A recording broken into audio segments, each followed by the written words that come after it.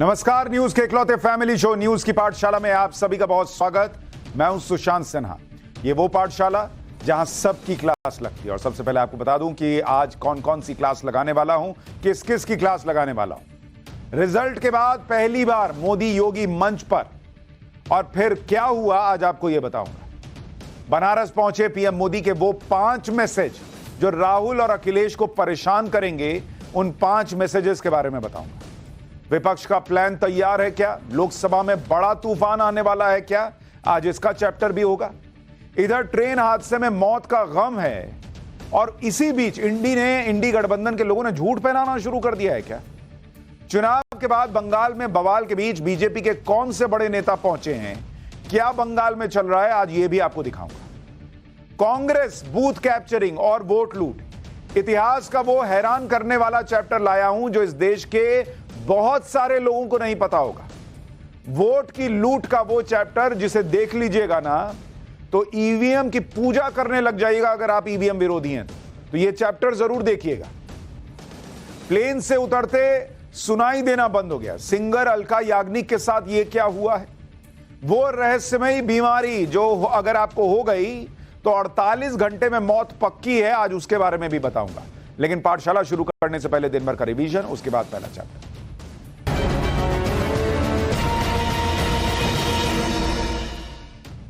आम आदमी पार्टी की राज्यसभा सांसद स्वाति मालीवाल ने इंडी गठबंधन के सभी बड़े नेताओं को चिट्ठी लिखी है। इस चिट्ठी में स्वाति मालीवाल ने दिल्ली के सीएम अरविंद केजरीवाल के घर पर हुई बदसलूकी के मामले में सपोर्ट और मिलने का समय मांगा है। स्वाति मालीवाल का आरोप है कि सीएम हाउस में केजरीवाल के पीए विभव कुमार ने उनके साथ मारपीट की, और इसकी शिकायत करने पर आम आदमी पार्टी ने समर्थन करने के बजाय उनका चरित्र हनन शुरू कर दिया। दिल्ली में पानी के संकट को लेकर केजरीवाल सरकार और हरियाणा की नायब सैनी सरकार के बीच आरोप प्रत्यारोप का दौर जारी है। दिल्ली की जल मंत्री आतिशी ने एक बार फिर हरियाणा पर दिल्ली के लिए पानी नहीं छोड़ने का आरोप लगाया है, जिस पर हरियाणा के सीएम नायब सैनी ने कहा कि दिल्ली सरकार झूठ बोल रही है, हरियाणा की तरफ से पूरा पानी दिया जा रहा है। नीट परीक्षा को लेकर देश भर में प्रदर्शन का दौर चल रहा है। हैदराबाद में आज छात्र संगठनों ने प्रदर्शन किया। दिल्ली में आम आदमी पार्टी ने जंतर मंतर पर धरना दिया। उधर सुप्रीम कोर्ट में नीट एग्जाम से जुड़ी याचिकाओं की लिस्ट लंबी होती जा रही है। आज पेपर लीक के आरोप वाली एक याचिका पर सुनवाई करते हुए सुप्रीम कोर्ट ने एनटीए को नोटिस जारी किया है। सुनवाई के दौरान कोर्ट ने एनटीए से कहा कि अगर 0.001% भी लापरवाही हुई है तो उसे स्वीकार कीजिए और समय रहते उचित कार्रवाई कीजिए। बिहार के मुजफ्फरपुर में नौकरी का झांसा देकर कई लड़कियों के यौन शोषण के मामले में बिहार पुलिस को बड़ी कामयाबी हाथ मिली है। इस कांड के मुख्य आरोपी तिलक सिंह को यूपी में गोरखपुर से गिरफ्तार कर लिया गया है। फिलहाल तिलक सिंह से सख्ती से पूछताछ जारी है। जिस डीवीआर कंपनी के नाम पर नौकरी का झांसा दिया जाता था उसका हेडक्वार्टर नोएडा में बताया जा रहा है। गुजरात की जेल में बंद गैंगस्टर लॉरेंस बिश्नोई का एक वीडियो सोशल मीडिया पर वायरल हो रहा है, जिसमें लॉरेंस बिश्नोई वीडियो कॉल पर अपने दुबई में बैठे साथी शहजाद को ईद की बधाई दे रहा है। इस वीडियो के सामने आने के बाद जेल प्रशासन में हड़कंप मच गया है। सवाल उठ रहे हैं कि आखिर जेल में लॉरेंस के पास मोबाइल कहां से आया। हालांकि साबरमती सेंट्रल जेल के अधिकारियों ने इस वीडियो के डीप फेक होने की आशंका जताई है और उसकी जांच कराने की बात कही है। बिहार के अररिया में बड़ा हादसा हुआ है। यहां चंद सेकंड में एक निर्माणाधीन पुल नदी में गिर गया। देखते ही देखते पुल के 3 पिलर एक एक कर ढहकर नदी में बह गए। बताया जा रहा है कि यह पुल 12 करोड़ की लागत से बना। तो ये हो गया दिन भर का रिवीजन। अब पाठशाला की पहली क्लास। रिजल्ट के बाद पहली बार मोदी योगी मंच पर आए तो क्या हुआ। बनारस पहुंचे पीएम मोदी के वो 5 मैसेज जो राहुल और अखिलेश को परेशान करेंगे। विपक्ष का प्लान तैयार, लोकसभा में बड़ा तूफान आने वाला है क्या? सबसे पहले इसका चर्चा।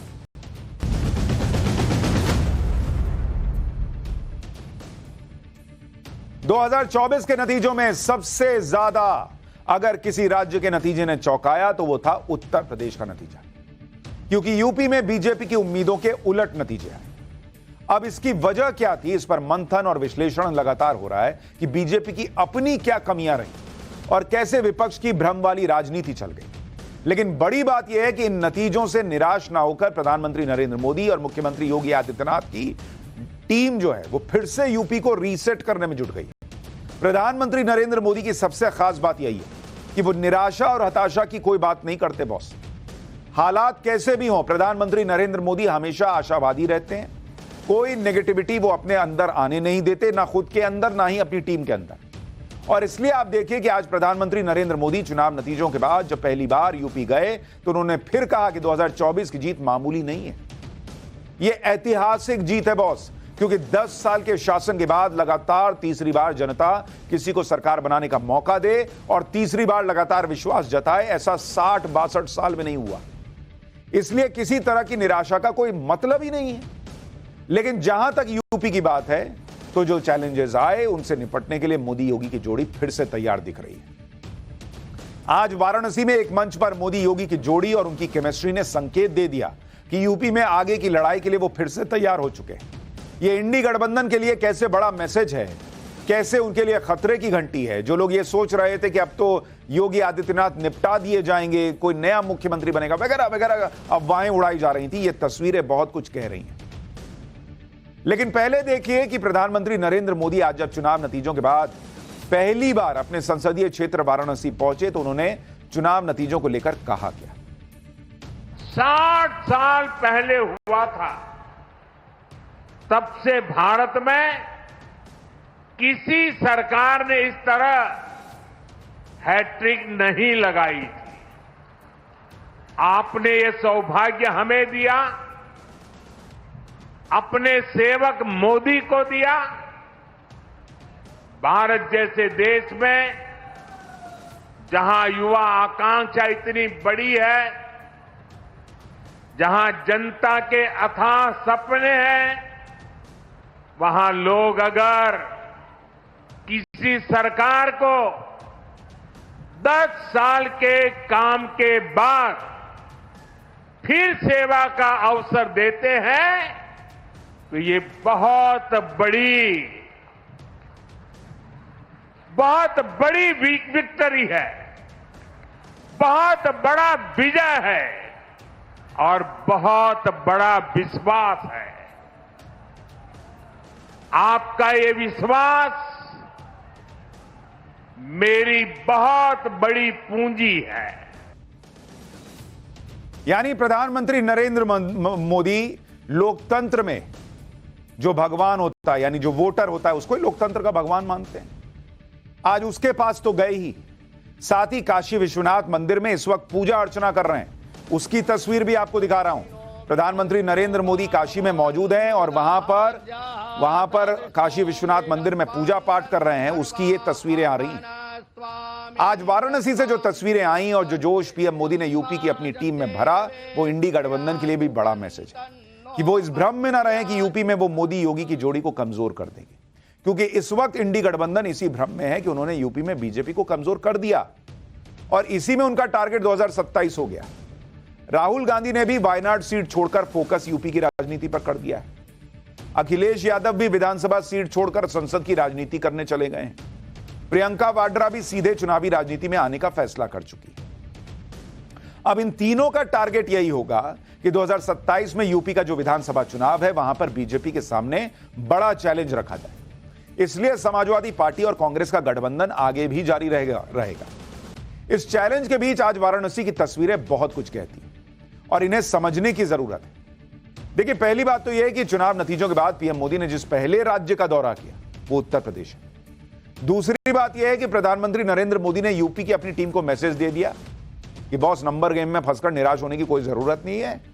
चुनाव है, ऊपर नीचे लगा रहता है, अपना काम करो, जनता के सामने जाओ, बताओ कुछ गलती हुई है तो उसको ठीक करो।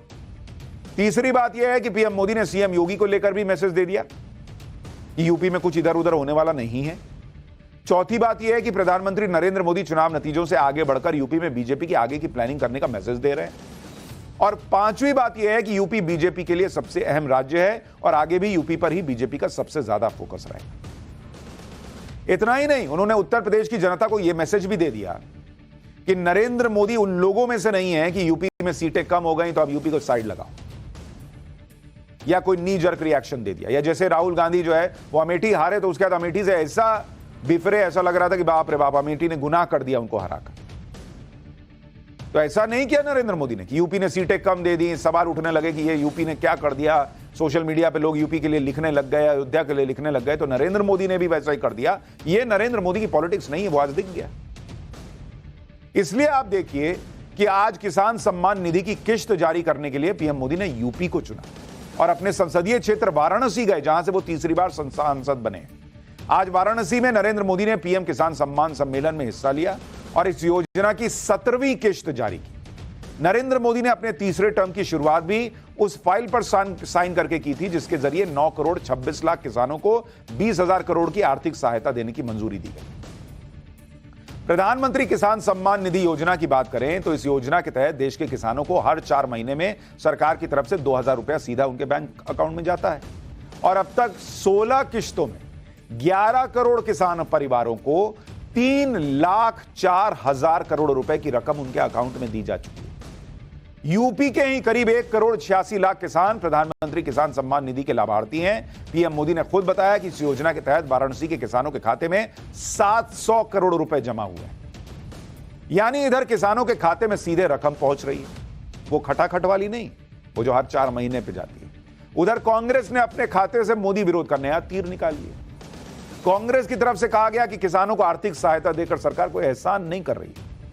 जयराम रमेश ने कहा कि नॉन बायोलॉजिकल प्रधानमंत्री किसानों को कुछ प्रसाद नहीं दे रहे हैं, ये उनका वैध अधिकार है और हक है। अब सोचिए, ये बातें वो कांग्रेस पार्टी कह रही है जो चुनाव से पहले वोटरों से गारंटी कार्ड भरवाकर यह भरोसा दे रही थी कि उनके खाते में 8,500 रुपए आ जाएंगे। तब तो ऐसा लग रहा था जैसे कितना बड़ा एहसान करने वाले हैं, चुनाव जीतकर ये कर देंगे। लेकिन जब चुनाव निपट गया और कांग्रेस के वोट देने वाले वोटर गारंटी कार्ड को लेकर कांग्रेस दफ्तर पहुंचे तो उन्हें पता चला कि गारंटी कार्ड तो सिर्फ वोट लेने का एक जरिया भर था, भाई सरकार आई नहीं, किस बात का पैसा देंगे। तो चुनाव खत्म होने के अगले ही दिन कई राज्यों में कांग्रेस दफ्तर के बाहर महिलाओं की लाइनें लग गई। भाई वो ये सोचे कि नाम से फॉर्म भरवाए तो पैसा देंगे, आए या ना आए। उनको लगा कि राहुल गांधी ने हर साल 1 लाख रुपए देने का वादा किया है तो पूरा करेंगे। लेकिन जब इन महिलाओं को पता चला कि इन्हें कुछ नहीं मिल रहा तो महिला वोटरों की नाराजगी सामने आई। वोटरों ने आरोप लगाने शुरू किए कि उन्हें पैसे मिलने का भरोसा दिया गया था, अब वो ठगा हुआ महसूस कर रहे हैं। किसान कल्याण के अलावा महिला कल्याण भी नरेंद्र मोदी की प्राथमिकताओं में। वो कई बार ये कह चुके हैं कि महिला वोटर का समर्थन उनके लिए बड़ी ताकत है। आज वाराणसी में पीएम मोदी ने कृषि सखी योजना के तहत सेल्फ हेल्प ग्रुप से जुड़ी 30,000 महिलाओं को सर्टिफिकेट भी दिया। कृषि सखी योजना के तहत किसानों की सहायता के लिए ग्रामीण इलाके की जो महिलाएं हैं उनको बकायदा ट्रेनिंग दी जा रही है ताकि वो सालाना 60 से 80,000 रुपए अतिरिक्त कमा सके। कृषि सखी योजना को ही लखपति दीदी योजना से जोड़ा गया है। पहले 2 करोड़ महिलाओं को लखपति दीदी बनाने का टारगेट था, जिसे अब बढ़ाकर 3 करोड़ कर दिया गया है। इसमें 1 करोड़ का टारगेट ऑलरेडी पूरा हो चुका है। वाराणसी में प्रधानमंत्री ने यह भी बताया कि उनके तीसरे कार्यकाल का फोकस भी किसान, नौजवान, महिलाएं और गरीबी रहने वाले हैं।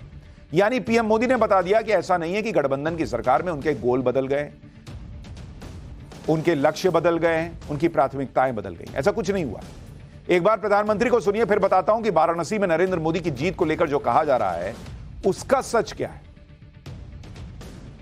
मैंने किसान, नौजवान, नारी शक्ति और गरीब, इन्हें विकसित भारत का मजबूत स्तंभ माना है। अपने तीसरे कार्यकाल की शुरुआत मैंने इन्हीं के सशक्तिकरण से की है।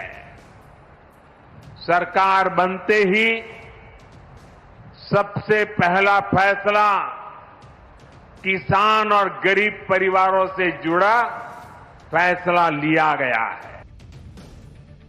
प्रधानमंत्री नरेंद्र मोदी यूपी की अपनी टीम में जोश भर रहे हैं क्योंकि वो जानते हैं कि यूपी में नया चैलेंज सामने है।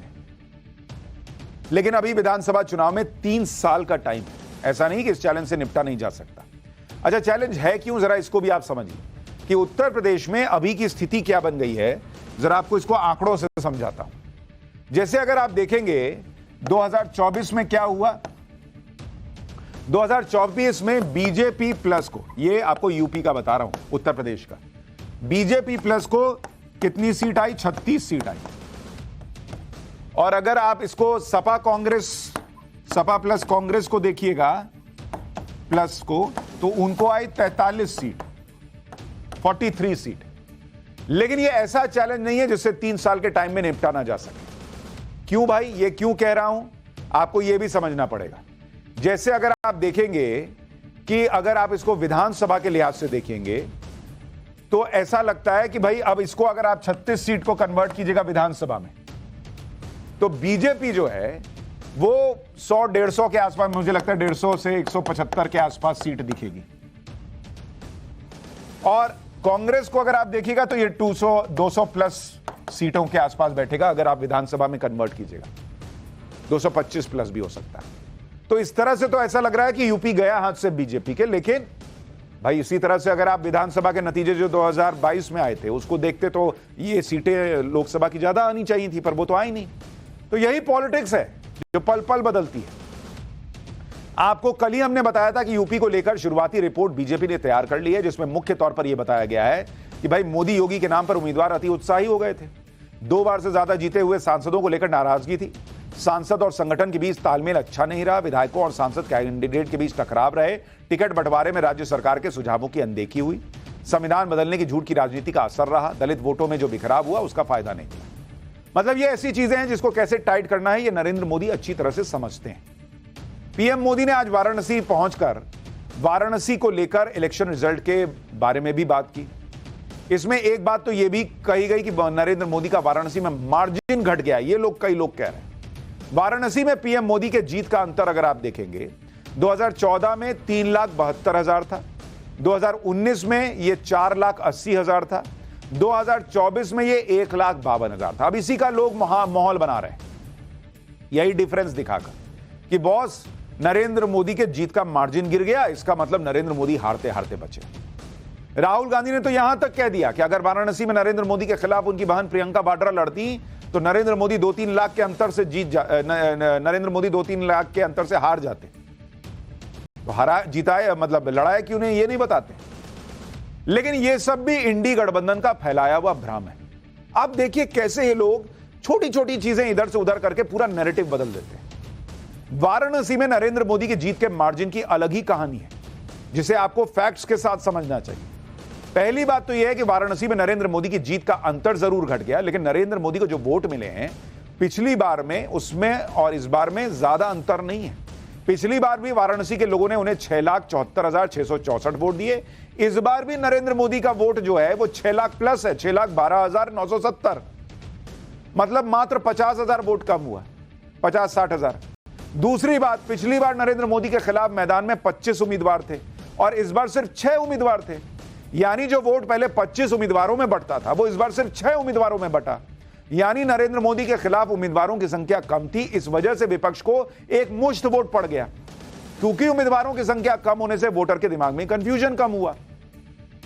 तीसरी बात, साल 2019 में समाजवादी पार्टी और कांग्रेस अलग अलग चुनाव लड़े थे। इस बार दोनों एक साथ चुनाव लड़े, इससे दोनों पार्टियों के वोट नहीं बटे और विपक्ष को मिलने वाला वोट बढ़ गया। भाई पिछली बार मान लीजिए नरेंद्र मोदी को 10 वोट आया, कांग्रेस को 4 आया, मान लीजिए कांग्रेस को कम कीजिए 2 आया और मान लीजिए सपा को भी 3 आया। तो दोनों अलग अलग लड़े। 3 वाला मान लीजिए ऊपर रहा तो नरेंद्र मोदी के जीत का अंतर 7 वोट का रहा। लेकिन इस बार दोनों अगर जुड़ गए और 3 और 2 5 हो गया तो जीत का अंतर 5 ही ना रहेगा भाई, 10 में से घटाइएगा तो। लेकिन कहानी देखिए ऐसे बन गई जैसे बाप रे बाप नरेंद्र मोदी तो किसी तरह जीते हैं। इंडी गठबंधन कुछ भी कहे, नरेंद्र मोदी वाराणसी में अपनी लगातार तीसरी जीत को छोटा नहीं मानते। उन्होंने आज वाराणसी की जनता का धन्यवाद करते हुए कहा कि जनता ने सिर्फ सांसद नहीं प्रधानमंत्री चुना है। एक बार प्रधानमंत्री नरेंद्र मोदी को सुनिए, फिर बताता हूं कि यही विपक्ष लोकसभा को लेकर क्या तैयारी किए बैठा है और क्या वहां तूफान आने वाला है। मैं बनारस के हर मतदाता का भी लोकतंत्र के एक उत्सव को सफल बनाने के लिए आभार व्यक्त करता हूं। ये बनारस के लोगों के लिए भी गर्व की बात है। काशी के लोगों ने तो सिर्फ एमपी नहीं बल्कि तीसरी बार पीएम भी चुना है। इसलिए आप लोगों को तो डबल बधाई। इस चुनाव में जितने भी फेक नैरेटिव चलाए जा सकते थे वो चला लिए गए। चुनाव के बाद भी वही हो रहा है। लेकिन यह भ्रम की राजनीति करके भी इंडी गठबंधन को कुछ हासिल नहीं हुआ। सरकार आखिर नरेंद्र मोदी की ही बनी और इंडी गठबंधन इस बात को हजम नहीं कर पा रहा। पीएम मोदी के शपथ लेने के बाद से अभी तक इंडी गठबंधन गुना भाग में लगा हुआ है। कभी एनडीए के सहयोगी दलों को भड़काने की कोशिश, कभी पीएम मोदी को प्रधानमंत्री ही नहीं मानने की जिद, और जब कोई तिकड़म काम ना आए तो अब स्पीकर पद को लेकर भ्रम फैलाने की प्लानिंग चल रही है। अब इंडी गठबंधन का पूरा फोकस इस बात पर है कि कैसे भी करके लोकसभा स्पीकर चुनाव के मुद्दे पर एनडीए में बस फूट पड़ जाए। यानी अभी तक इंडी गठबंधन यही सोच रहा है कि वो सरकार बना सकता है, भाई इधर फूट पड़ी उधर हम बना लेंगे, वो भी तब जब इंडी गठबंधन को बहुमत नहीं मिला है। एनडीए में फूट डालने के लिए इंडी गठबंधन के नेता कितने बेचैन हैं कि जो मन में आ रहा है वो बोल रहे हैं। लोकसभा स्पीकर पद को लेकर इंडी गठबंधन के नेताओं ने क्या बातें कही सुनिएगा। भाई स्पीकर चंद्रबाबू नायडू की पार्टी को मिलना चाहिए ये पद। ये विपक्ष वाले कह रहे हैं, अरे तुम क्या बता रहे हो भाई, किसको मिलना चाहिए? विपक्ष का नेता कौन होगा, नेता प्रतिपक्ष कौन होगा, ये तय नहीं कर पा रहे हैं कि राहुल गांधी बनेंगे कि नहीं बनेंगे। स्पीकर कौन होना चाहिए एनडीए की तरफ से, ये बता रहे हैं। स्पीकर पद लेने के बाद बीजेपी पार्टियों को तोड़ देगी, टीडीपी और जेडीयू को बीजेपी तोड़ देगी, चिराग पासवान जयंत चौधरी की पार्टी तोड़ देगी। चंद्रबाबू स्पीकर पद के लिए अपना कैंडिडेट उतारें, चंद्रबाबू के कैंडिडेट को इंडी गठबंधन सहयोग करेगा। मतलब इंडी गठबंधन जो सपने देख रहा है वो कितने हवाई हैं, आप सुनिएगा तो हैरान रह जाएगा। लेकिन पहले आप जरा संजय राउत को सुन लीजिए कि वो स्पीकर पद के लिए चंद्रबाबू और नीतीश कुमार को किस तरह से पिन मार रहे हैं। देखिए जरा। हमने सुना है कि चंद्रबाबू नायडू जी ने लोकसभा का स्पीकर पद मांगा है, जो उनसे डील हुआ है। ये ठीक बात है चंद्रबाबू जी की। अगर लोकसभा स्पीकर पद पर एनडीए का कोई व्यक्ति नहीं बैठा तो सबसे पहले नरेंद्र मोदी और अमित शाह तेलुगु देशम पार्टी को तोड़ देंगे, और ये काम शुरू कर दिया है। जनता दल यूनाइटेड नीतीश कुमार की पार्टी तोड़ देंगे, चिराग पासवान की पार्टी तोड़ देंगे, जयंत चौधरी की पार्टी तोड़ देंगे। अगर चंद्रबाबू को ये पद नहीं मिला और चंद्रबाबू अपना उम्मीदवार खड़ा करते हैं तो हम पूरे इंडिया अलायंस में बातचीत करेंगे सब मिलकर, और हम ये कोशिश करेंगे कि पूरा इंडिया अलायंस चंद्रबाबू के उम्मीदवार के पीछे खड़ा रहे। भविष्यवाणी के मामले में ये केजरीवाल जी को टक्कर दे रहे हैं। केजरीवाल जी भी ऐसे नहीं बोलते थे कि मुझे पता है कब मुझे गिरफ्तार करेंगे, कब सिसोदिया को गिरफ्तार करेंगे, कब ये होने वाला है, कब वो होने वाला है।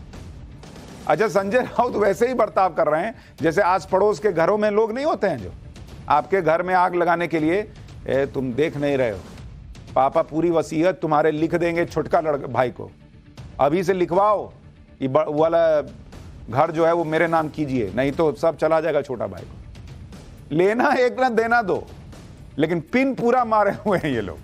चुनाव नतीजे आने और सरकार बनने के बाद जिस तरह से एनडीए ने एकजुटता दिखाई, उससे इंडी गठबंधन दरअसल परेशान है, इसलिए लगातार कोशिश कर रहा है कि किसी भी तरह से एनडीए दलों को तोड़ा जाए।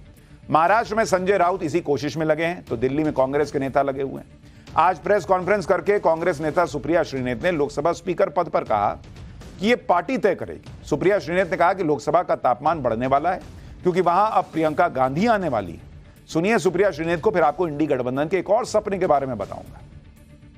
ये कांग्रेस पार्टी की जो डिसीजन मेकिंग बॉडी है, कांग्रेस पार्लियामेंट्री पार्टी, हमारी नेता वहां पर श्रीमती सोनिया गांधी जी, हमारे अध्यक्ष खरगे जी और हमारे बाकी वरिष्ठ सहयोगी डिसाइड करेंगे।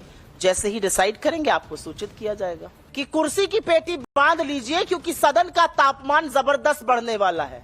अब सदन उस जबरन, उस तानाशाही से नहीं चला पाएंगे जो पहले चलाते थे। जिस सदन में राहुल जी को नहीं संभाल पा रहे थे, वहां पर अब प्रियंका जी आने वाली हैं।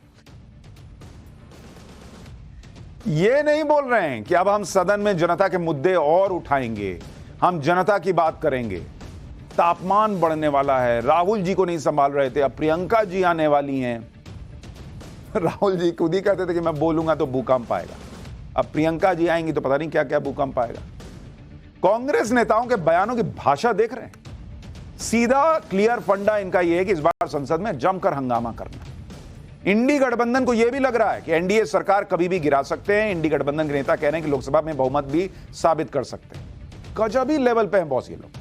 अगर ऐसा लग रहा है पहले ही सरकार क्यों नहीं बना ली? ये सरकार गिराकर सरकार बनाने वाली बातें की, सीधा जाते कहते कि हमारे पास इतने सांसदों का समर्थन है, पर्याप्त नंबर है, हम सरकार बनाएंगे। लेकिन सुनिए संजय राउत कैसी कैसी बातें कर रहे हैं कि राहुल गांधी तो कभी भी सरकार गिरा सकते हैं। सुनिए ये भी। लोकसभा स्पीकर की लड़ाई बहुत महत्वपूर्ण लड़ाई है। अब वो 2019 और 2014 वाली स्थिति संसद में नहीं है। अगर राहुल गांधी जी बोलते हैं कि हम चाहे तो सरकार कभी भी गिरा सकते हैं, उसका मतलब आप समझ जाइए कि जो बैठे हैं प्रधानमंत्री पद पर या सरकार जो बनाई है एनडीए की, वो स्थिर नहीं है, स्टेबल नहीं है। कुछ भी हो सकता है, लेकिन स्थिति बदल गई है। अगर हम चाहे तो हमारा बहुमत हम लोकसभा में दिखा सकते हैं। तो ऐसी बातों पे हंसी आएगी और क्या बोलेगा आदमी। कह रहे राहुल गांधी कह रहे हैं हम कभी भी सरकार गिरा सकते हैं, तो मतलब गिरा सकते हैं। राहुल गांधी तो ये भी कहते थे कि लिख के रख लो, नरेंद्र मोदी प्रधानमंत्री नहीं बनेंगे। अब वो लिखी हुई पर्ची लोग लेकर घूम रहे हैं कि इसका क्या करना है, ये भी तो बताइए। जो मन में आए बोल रहे हैं और फैक्ट से लेना देना नहीं। जिस लोकसभा स्पीकर पद के सहारे एनडीए में फूट डालने की कोशिश इंडी गठबंधन कर रहा है, उसमें कितना दम है आपको यह भी बताता हूं। स्पीकर पद के लिए बीजेपी की रणनीति क्या है और एनडीए दलों का रुख क्या है, वो सुनिए। दरअसल सूत्रों के मुताबिक बीजेपी ने सहयोगियों से स्पीकर पद पर चर्चा की है। सहयोगियों से स्पीकर पद के लिए सुझाव भी मांगे हैं। सहयोगी दलों ने फैसला बीजेपी पर छोड़ दिया है। पीएम मोदी जो फैसला लेंगे उसका समर्थन किया जाएगा, ये सहयोगी दल कह रहे हैं। ये लोग अंदर से अलग ही कहानी सुना रहे हैं। लोकसभा स्पीकर पद के लिए एनडीए में कोई घमासान फिलहाल तो दिख नहीं रहा। नीतीश कुमार की पार्टी जेडीयू ने तो खुलकर बीजेपी को समर्थन कर दिया है और लोकसभा का नंबर गेम भी ऐसा है कि इंडी गठबंधन की कोशिश कामयाब नहीं हो पाएगी। अगर टीडीपी स्पीकर चुनाव में मान लीजिए 1 सेकंड के लिए कि नाराज भी हो गए, तो भी एनडीए का ही स्पीकर बनेगा। देखिए, लोकसभा में एनडीए की ताकत 293 सदस्यों की है। लोकसभा में टीडीपी के 16 सांसद हैं। टीडीपी के 16 सांसद अगर निकाल के एनडीए के देखिएगा सदस्यों को, तो उनकी संख्या 277 है, जो स्पीकर चुनाव में बहुमत से 5 ज्यादा है। लोकसभा इंडी गठबंधन की ताकत 234 सदस्यों की है। टीडीपी के 16 सदस्य उधर चले भी गए तो भी 250 की होगी, जो कि स्पीकर चुनाव के बहुमत से 22 कम है। लेकिन चल रहा है मामला कि हम बना लेंगे, हम गिरा देंगे। लोकसभा के ये नंबर इंडी गठबंधन को भी पता होंगे, लेकिन उसके बाद भी स्पीकर पद के लिए भ्रम फैलाने की कोशिश में ये लोग लगे हुए हैं। लोकसभा स्पीकर चुनाव में जीत के लिए जो मेजॉरिटी है वो 272 सदस्यों के समर्थन की है और एनडीए की ताकत सिंपल मेजॉरिटी से कहीं ज्यादा है। यानी स्पीकर पोस्ट के लिए मामला क्लियर है। इसलिए इंडी गठबंधन डिप्टी स्पीकर पद के लिए भी जोर आजमाइश कर रहा है। सूत्रों के मुताबिक कांग्रेस चाहती है कि डिप्टी स्पीकर का पद कांग्रेस को मिले। कांग्रेस के मुताबिक डिप्टी स्पीकर पद विपक्ष को देने की परंपरा रही। वहीं स्पीकर और डिप्टी स्पीकर पद को लेकर बीजेपी का स्टैंड एकदम क्लियर है। लोकसभा स्पीकर बीजेपी से और डिप्टी स्पीकर पद एनडीए के सहयोगी दलों को में से होगा। 2014 में स्पीकर बीजेपी की सुमित्रा महाजन थी और डिप्टी स्पीकर एआईएडीएमके के थंबी दुरई थे। 2019 में लोकसभा के अंदर डिप्टी स्पीकर का पद खाली रहा था। सूत्रों का यह भी कहना है कि कांग्रेस अभी वेट एंड वॉच की स्थिति में है। सरकार पहले अपना पक्ष साफ करे, उसके बाद कांग्रेस अपनी रणनीति बनाएगी। लेकिन जिस तरह से बीजेपी इन दोनों पोस्ट के लिए एनडीए सहयोगियों से बात कर रही है, उससे तो इंडी गठबंधन के लिए डिप्टी स्पीकर का पद भी दूर की कौड़ी लग रहा है। लेकिन चल रहा है मामला। पाठशाला में अब अगली क्लास। इधर ट्रेन हादसे में मौत का गम, उधर इंडी ने झूठ फैलाना शुरू कर दिया है क्या? चुनाव बाद बंगाल में बवाल के बीच बीजेपी के कौन से बड़े नेता पहुंचे और बंगाल में क्या चल रहा है, जरा ये भी देखिए।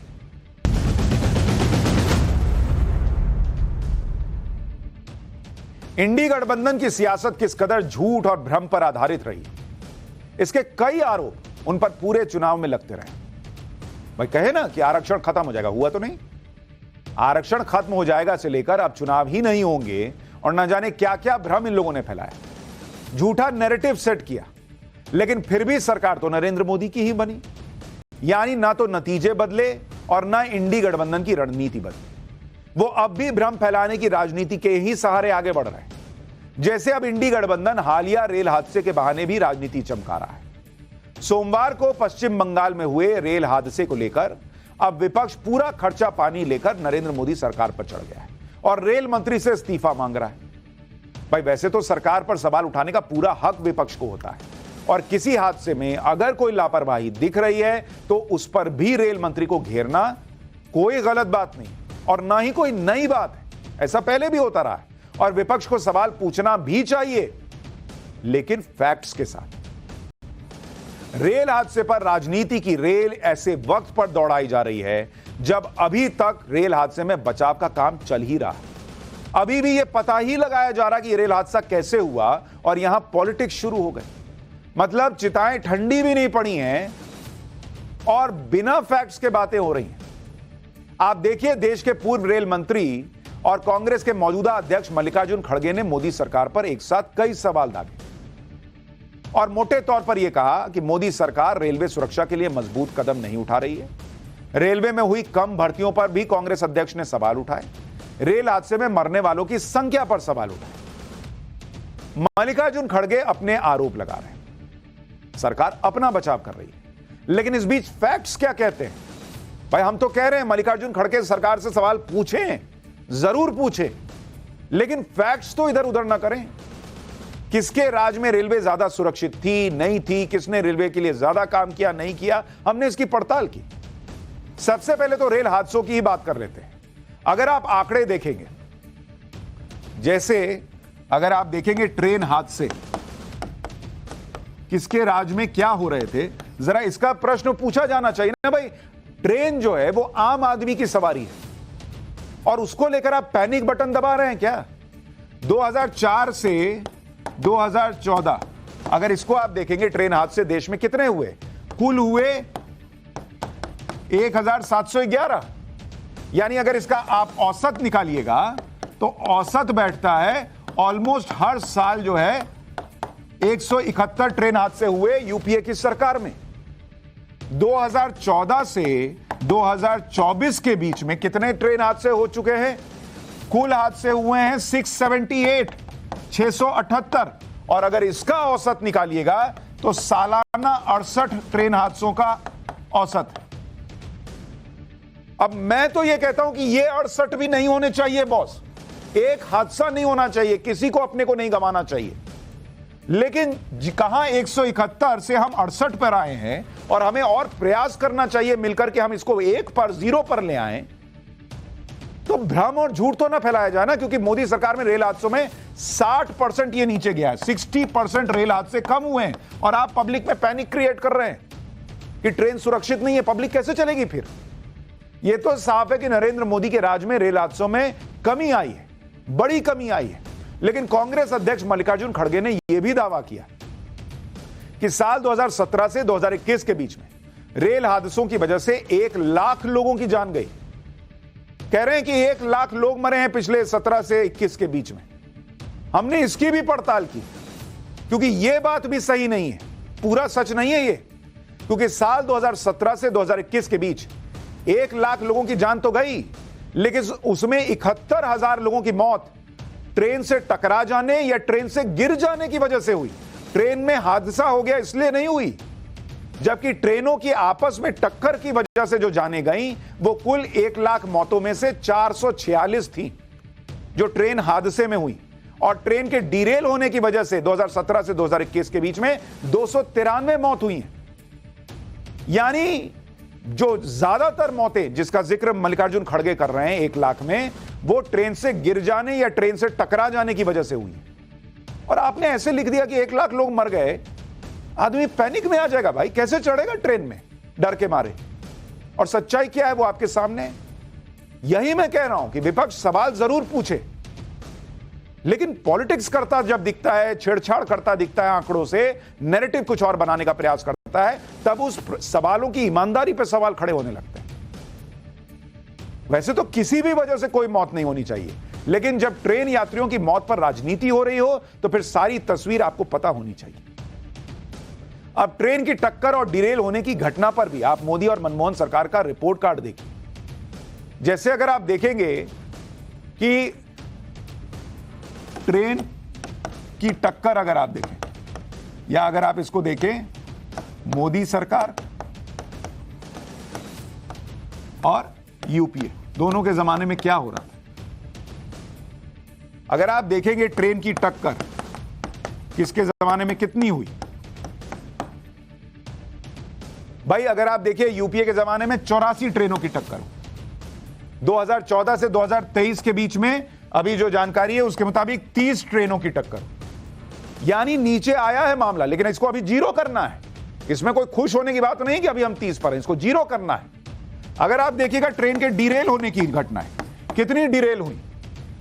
यूपीए के जमाने में 867 ट्रेन डिरेल हुई थी। 2014 से 2023 के बीच में 426 ट्रेन डीरेल हुई, यह भी जीरो करना है।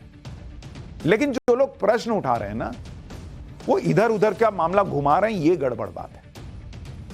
अब यह देखिए कि नरेंद्र मोदी की सरकार में रेलवे की सुरक्षा की अनदेखी के जो आरोप लग रहे हैं उसकी सच्चाई क्या है। जैसे 2004 से 2014 के बीच रेलवे की सुरक्षा पर कुल 70,273 करोड़ रुपए का निवेश किया गया, जबकि मोदी सरकार में साल 2014 से 2024 के बीच सुरक्षा पर 1,77,333 करोड़ रुपए निवेश हुआ, यानी यूपीए सरकार के मुकाबले 2.5 गुना ज्यादा। इसी तरह अगर ट्रैक रिन्यूअल की बात करें तो साल 2004 से 14 के बीच में 32,260 किलोमीटर ट्रैक रिन्यूअल हुआ, जबकि मोदी सरकार के 2014 से 24 के बीच में 43,335 किलोमीटर का ट्रैक रिन्यूअल हुआ। अनमैन्ड रेलवे क्रॉसिंग, इसकी अगर बात करें, मतलब जो फाटक होता था उस पर कोई इंसान ही नहीं होता था। 31 मार्च 2014 तक 8,948 अनमैन्ड लेवल क्रॉसिंग थी, जो अब शून्य रह गई है। ट्रेन की सुरक्षा के लिए जो फॉग सेफ्टी डिवाइस लगाए जाते हैं वो 31 मार्च 2014 तक 90 थे, जो अब बढ़कर 19,742 हुए। आप सोचिए, आजादी के बाद से अभी तक 90 लगे थे, अभी 10 साल में 19,742 लगे। यानी ऐसा नहीं है कि काम नहीं हो रहा है, लेकिन हां, काम अभी पूरा नहीं हुआ है, यह गारंटी है। इसी तरह रेलवे में कम भर्ती को लेकर भी कांग्रेस अध्यक्ष मल्लिकार्जुन खड़गे ने आरोप लगाया कि रेलवे में 3 लाख पद खाली क्यों हैं, उन्हें 10 साल में भरा क्यों नहीं गया। अब इस आरोप के आधार पर हमने जो पड़ताल की उसके फैक्ट्स के मुताबिक रेलवे में मनमोहन सरकार से ज्यादा भर्तियां मोदी सरकार में हुई हैं। साल 2004 से 2014 के बीच रेलवे में 4,11,000 भर्तियां की गई, जबकि साल 2014 से 2024 के बीच मोदी सरकार में 5,02,000 भर्तियां हुई। यानी यहां भी फैक्ट्स के साथ इधर उधर की बात होती दिखती। इसीलिए सवाल खड़ा होता है विपक्ष पर कि क्या वो वाकई लोगों को चिंतित लेकर, वो लोगों की प्रॉब्लम्स को लेकर चिंतित है, या उसको हर लोगों की चिंता जो वो दिखाता है उसमें नरेंद्र मोदी को बस घेरने का बहाना चाहिए। हां, इतना जरूर है कि ट्रेन हादसे और कम होने चाहिए, इसमें कोई भी दो राय नहीं हो सकती और सरकार को तेजी से इस पर काम करना चाहिए। लेकिन इंडी गठबंधन रेलवे को लेकर राजनीति तो कर रहा है, सही फैक्ट्स नहीं बता रहा, क्योंकि अगर सही फैक्ट्स बता देंगे तो फिर ये राजनीति कैसे कर पाएंगे। इंडी गठबंधन इसी भ्रम को राजनीति को चुनाव को लेकर अब तक चला रहा है और इस बार उसका दांव कुछ सफल हो गया है तो वो ऐसी राजनीति को आगे भी जारी रखेगा। देखिएगा, एक राजनीति बंगाल में भी चल रही है जिसमें चुनाव के बाद हिंसा का वही पुराना तौर तरीका दिख रहा है। बंगाल में चुनाव के बाद हो रही हिंसा को लेकर बीजेपी लगातार टीएमसी पर आरोप लगा रही है, लेकिन इंडी गठबंधन का कोई भी दल बंगाल में हिंसा के आरोप पर कुछ नहीं बोल रहा। बीजेपी आरोप लगा रही है कि बंगाल में चुनाव के बाद बीजेपी कार्यकर्ताओं पर अत्याचार हो रहे हैं। गंभीर आरोप है, बंगाल का इतिहास रहा है इस तरह के चुनाव के बाद की हिंसा वाला, लेकिन बीजेपी के इन आरोपों पर इंडी गठबंधन में खामोशी है। बीजेपी अब बंगाल में हिंसा के आरोपों को बड़ा मुद्दा बना रही है। बंगाल में चुनाव के बाद हुई हिंसा के पीड़ितों से मिलने बीजेपी की फैक्ट फाइंडिंग टीम पहुंची। इस टीम में सांसद रविशंकर प्रसाद, त्रिपुरा के पूर्व सीएम बिप्लब देव और सांसद बृजलाल शामिल हैं। बीजेपी की टीम डायमंड हार्बर लोकसभा क्षेत्र में अल्ता बोरिया गांव में पीड़ितों से मिलने पहुंची। बीजेपी का आरोप है कि टीएमसी ने बीजेपी का समर्थन करने वाले लोगों की दुकानें तोड़ दी, महिलाओं पर अत्याचार किया। सुनिए रविशंकर प्रसाद को, फिर बताऊंगा कि बंगाल में क्या खेला चल रहा है। इनकी एक ही गलती थी कि इनका बेटा बीजेपी से पंचायत का चुनाव लड़ा था, पंचायत के चुनाव में अत्याचार किया, अभी देखिए फिर अत्याचार कर दिया, दुकान तोड़ दिया। क्या ममता जी, क्या संविधान की बात करती हैं आप? इसके चेहरे को देख रही हैं आप?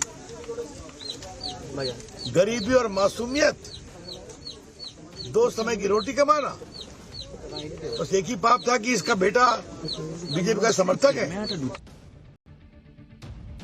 बंगाल में बीजेपी चुनाव के बाद की हिंसा की रिपोर्ट तैयार कर रही है, जबकि टीएमसी का कहना है कि बीजेपी की टीम जिन लोगों से मिल रही है वो पीड़ित है ही नहीं।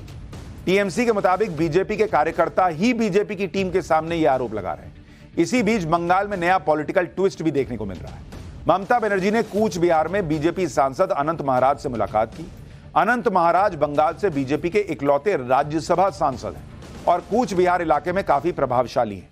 ममता बनर्जी और अनंत महाराज की इस मुलाकात को लेकर चर्चाएं गर्म हैं। टीएमसी लगातार दावा करती आ रही है कि बीजेपी के कई नेता उसके संपर्क में हैं। खास बात यह है कि लोकसभा चुनाव में टीएमसी ने कूच बिहार लोकसभा सीट बीजेपी से छीन ली थी। टीएमसी ने बीजेपी नेता और केंद्रीय मंत्री निशित प्रामाणिक को वहां पर हराकर यह सीट जीती। निशित प्रामाणिक भी अनंत महाराज के करीबी माने जाते हैं। यानी क्या वहां दीदी खेला कर देंगी, बीजेपी टूटेगी, क्या होगा यह तो आने वाले वक्त में पता चलेगा।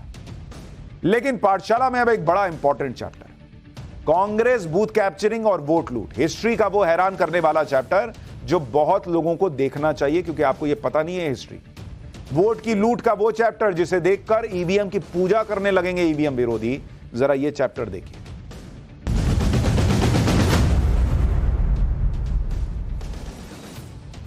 जब से अमेरिकी उद्योगपति और टेस्ला के मालिक एलन मस्क ने ईवीएम को हैक करने की बात कही या ईवीएम के हैक हो जाने की बात कही, तब से पूरे विपक्ष के अंदर एक अलग सी एनर्जी आ गई। कल मैंने आपको पाठशाला में विस्तार से बताया था कि ईवीएम को हैक करना असंभव है भारत, क्योंकि भारत का ईवीएम जो दूसरे जगह ईवीएम यूज होते हैं उससे अलग है।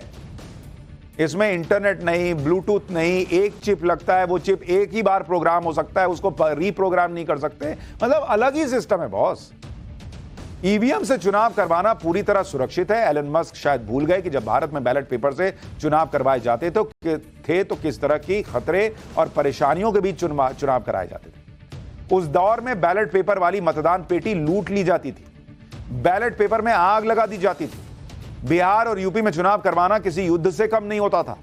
हैरानी तो आपको यह जानकर होगी कि 1989 के आम चुनाव में ऐसा भी समय आया जब अमेठी में कांग्रेस पर फर्जी वोटिंग के आरोप लगे, कांग्रेस पे लगे अमेठी में फर्जी वोटिंग करवाने के, और चुनाव आयोग को कई पोलिंग स्टेशंस पर दोबारा चुनाव करवाना पड़ा था। तो जो लोग आज बैलेट पेपर की बात करते हैं, ईवीएम को गाली देते हैं, उनका इतिहास क्या है आज आपको मैं बताता हूं। इसके अलावा 80 के दशक में जिस तरह जम्मू कश्मीर में फारूक अब्दुल्ला के पक्ष में चुनाव में धांधली करवाने के आरोप लगे, इसका इतिहास भी आपको बताऊंगा। लालू प्रसाद यादव के दौर में बिहार में किस तरह चुनाव हुआ करते थे, बहुत सारे युवा नहीं जानते होंगे, हम लोग तो देखे हैं बिहार में, उसकी कहानी आपको बताऊंगा। लेकिन आज उस चुनाव आयुक्त के बारे में भी बताऊंगा जिसे लालू प्रसाद यादव के राज में चुनाव करवाने के लिए कमांडोज भेजने पड़े थे। आज जो लोग ईवीएम के हैक होने का दावा कर रहे हैं, उन्हें बैलेट पेपर से चुनाव वाले दौर में लूट और हिंसा का काला इतिहास भी देखना चाहिए कि बैलेट पेपर से होता था क्या। देखिएगा तो दिमाग में फ्यूज उड़ जाएगा।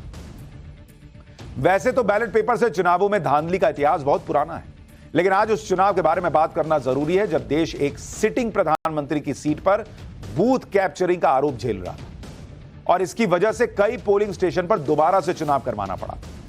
यह 1989 का लोकसभा चुनाव था, जहां अमेठी से तब के प्रधानमंत्री राजीव गांधी चुनाव लड़ रहे थे। दरअसल 1984 में इंदिरा गांधी की हत्या के बाद सिंपैथी की लहर में कांग्रेस भारी बहुमत से जीत गई, लेकिन 1989 के चुनाव में कांग्रेस की हालत बहुत कमजोर हो गई थी। 1989 में अमेठी में राजीव गांधी के खिलाफ महात्मा गांधी के पोते राजमोहन गांधी चुनाव लड़ रहे थे। अमेठी में यह चुनाव असली गांधी और अपना गांधी के बीच बन गया था। लोग इस दुविधा में थे कि उन्हें असली गांधी यानी राजमोहन गांधी या अपना गांधी यानी राजीव गांधी, दोनों में से किसको चुनना है। हालांकि यह माना जाता कि यह चुनावी लड़ाई बराबरी की नहीं थी, लेकिन कांग्रेस को अपनी जीत के अंतर के कम होने की चिंता हो रही थी। इस चुनाव में राजमोहन गांधी ने कांग्रेस पर आरोप लगाया था कि पुलिस के लोग चुनाव में राजीव गांधी की मदद कर रहे थे। इसके अलावा राजीव गांधी के करीबी कांग्रेसी नेता सतीश शर्मा पर बूथ कैप्चरिंग के गंभीर आरोप लगाए गए थे। अमेठी में हुई चुनावी हिंसा की वजह से चुनाव आयोग को 18% वोटों को अवैध घोषित करना पड़ा था और 97 मतदान केंद्रों पर दोबारा मतदान कराने का आदेश देना पड़ा। उस सीट पर जहां राजीव गांधी चुनाव लड़ रहे थे, वहां आरोप लग रहा था कि बूथ कैप्चरिंग हो रही थी। बड़ी संख्या में री इलेक्शन हुआ वहां पर कई बूथों पर। यह है उस जमाने की पोलिंग और उस जमाने का चुनाव। जो लोग आज ईवीएम को गाली देते हैं वो याद करें, जिनको नहीं पता है वो देखें। 1984 की तुलना में 1989 में राजीव गांधी की जीत का अंतर 43,000 वोट से ज्यादा था। बस आपको जानकर हैरानी होगी कि अमेठी में चुनावों में हुई इस धांधली को लेकर सुप्रीम कोर्ट के पूर्व मुख्य न्यायाधीश पीएन भगवती ने यह कहा था कि अमेठी में जो कुछ हुआ उसके लिए प्रधानमंत्री जिम्मेदार हैं। इसके बाद मीडिया में भी कांग्रेस पर बूथ कैप्चरिंग के आरोप लगने लगे। उस समय कांग्रेस के नेता आनंद शर्मा का यह बयान सुनिए, जिसमें वो अमेठी में हुई बूथ कैप्चरिंग के आरोप के बारे में क्या कह रहे हैं। इसके बाद कश्मीर में चुनाव में धांधली की बातें जो हुई थी, जो आरोप लगे थे, उसका इतिहास भी आपको याद दिलाऊंगा। क्या आप समझते हैं कि कांग्रेस आई ने भी बूथ कैप्चर किए हैं और मासूम वोटर्स को अपने हक से वंचित किया है? हमें इसकी कोई जानकारी नहीं है। ये हो सकता है कि कहीं हमारे भी लोगों से कुछ गलतियां हुई हों। अमेठी के बारे में जो कहा गया वो राजनीतिक से प्रेरित है, सरासर गलत है। लेकिन अनिल शर्मा जी, इलेक्शन कमीशन ने ये समझा कि 97 बूथ पर रीपोल हो, तो क्यों? हमने इलेक्शन कमीशन के फैसले को माना जरूर। किन कारणों से उन्होंने फैसला लिया मैं नहीं कह सकता, क्योंकि वहां पर आज तक कोई सबूत नहीं है कि कोई रिगिंग हुई। 1989 से पहले विधानसभा चुनावों में भी कांग्रेस राज में बूथ कैप्चरिंग के गंभीर आरोप लगे थे। 1987 में जम्मू कश्मीर में कांग्रेस और फारूक अब्दुल्ला की पार्टी नेशनल कॉन्फ्रेंस ने मिलकर चुनाव लड़ा और इस चुनाव में जमकर धांधली के आरोप लगे। दरअसल 1986 में केंद्र में कांग्रेस की सरकार थी। तब जम्मू कश्मीर में राज्यपाल ने गुलाम मोहम्मद शाह की सरकार को बर्खास्त कर दिया। इसी बीच प्रधानमंत्री राजीव गांधी और नेशनल कॉन्फ्रेंस के अध्यक्ष फारूक अब्दुल्ला के बीच चुनाव में समझौता हो गया। इस फैसले से पूरे कश्मीर में गुस्सा भड़क गया।